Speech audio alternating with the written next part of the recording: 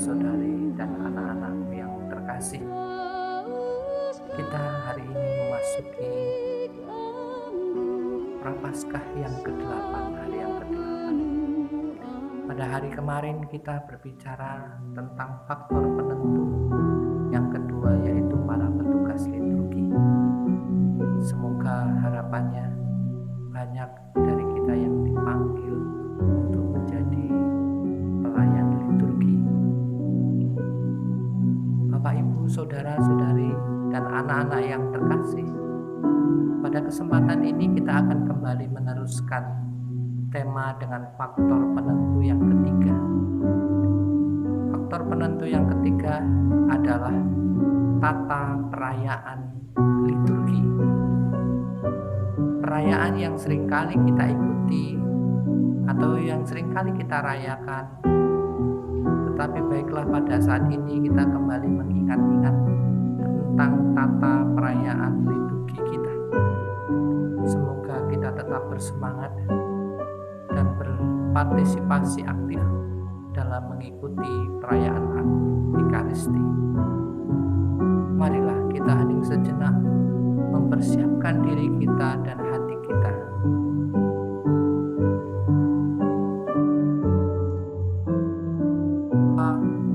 Putra dan Roh Kudus, tiada henti kami bersyukur, kami naikkan ke hadapan-Mu atas nafas kehidupan dan kesehatan yang baik yang boleh kami terima, atas kasih persaudaraan dan kasih-Mu yang tercurah bagi kami semua. Saat ini kami datang kepadamu dalam permenungan masa Prapaskah, hari yang ke-8 ini. Kami mau mempersiapkan diri kami dalam menyongsong kebangkitan Putra-Mu, Sang Penyelamat kami. Kami bersyukur boleh ambil bagian dalam misteri sengsara, wafat dan kebangkitan Putra-Mu.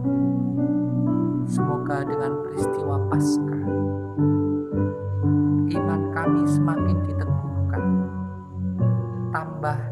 Tambahkanlah terus iman kami, sehingga pada saatnya nanti kami beroleh kehidupan abadi bersama Engkau di surga. Pada pertemuan ini kami ingin berbicara dan membahas kehadiran-Mu sendiri dalam perayaan Ekaristi yang Engkau turunkan untuk kami.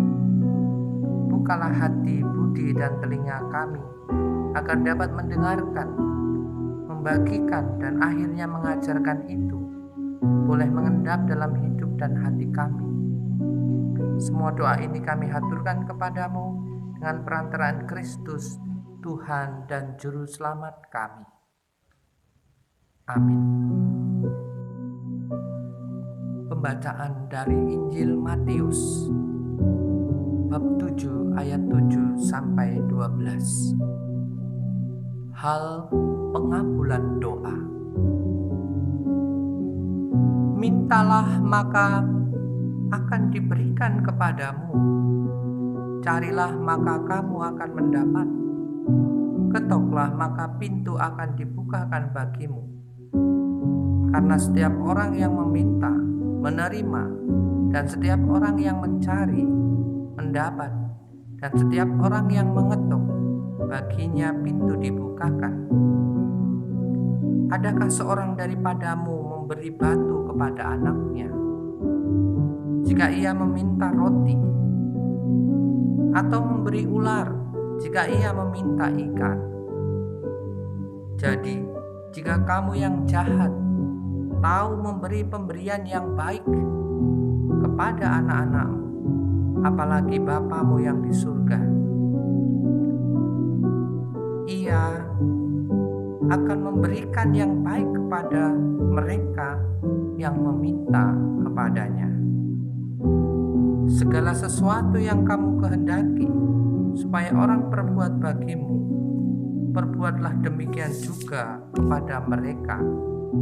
Itulah isi seluruh hukum Taurat dan kitab para nabi.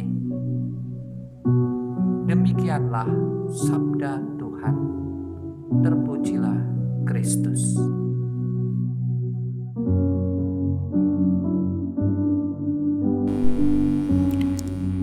Bapak, Ibu, Saudara-saudari, anak-anak yang terkasih dalam Tuhan Yesus. Hari ini kita hendak membicarakan tentang tata perayaan liturgi Gereja Katolik. Pertanyaannya adalah, bagaimana urutan tata liturgi pada Gereja Katolik?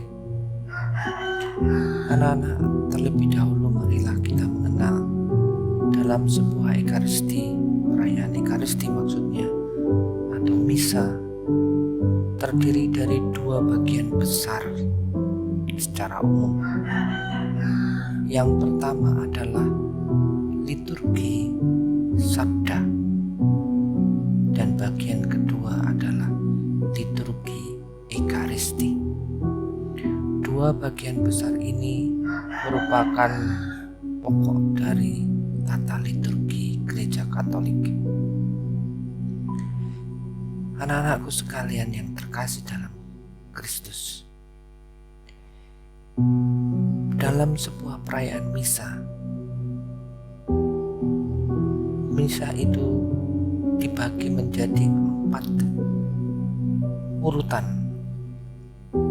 Yang pertama sebagai ritus pembuka, yang kedua liturgi sabda, yang ketiga liturgi ekaristi, dan yang keempat ritus penutup.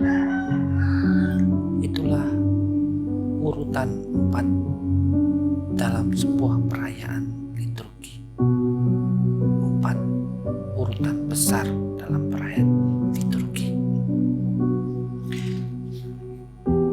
Anak-anakku sekalian yang terkasih dalam Yesus, dengan mengenal urutan-urutan tata liturgi, kita setidaknya punya gambaran tentang apa yang terjadi ketika perayaan ekaristi di gereja bagi umat Katolik itu. Pada dasarnya dalam urutan-urutan liturgi Gereja Katolik ada penjelasan yang lumayan banyak tentang itu semua. Tetapi bagi anak-anak sekalian, yang terpenting adalah mengerti tentang 2 bagian besar dari perayaan ekaristi dan 4 urutan besar dalam perayaan ekaristi. Anak-anakku sekalian yang terkasih dalam Tuhan Yesus, pokok pengajaran hari ini yang diambil dari Injil Matius tentang hal pengabulan doa. Anak-anakku sekalian, dalam doa kepada Tuhan kita seringkali merasa bahwa kok doa kita selalu tidak dikabulkan. Tuhan hari ini meyakinkan kita tentang pengabulan doa itu. Orang jahat tahu apa yang baik, apalagi Tuhan kita. Tuhan kita akan selalu mendengarkan apa yang menjadi keluh kesah kita di dalam hidup kita. Hanya diminta dari kita supaya kita sungguh meyakini, sungguh dekat dengan Tuhan untuk sebuah pengabulan doa. Kita hari ini diingatkan Tuhan untuk tetap mengimani Tuhan dan untuk tetap menyadari akan kehadiran Tuhan di dalam hidup kita. Semoga di masa puasa ini kita semakin lebih dekat lagi dengan Tuhan. Amin.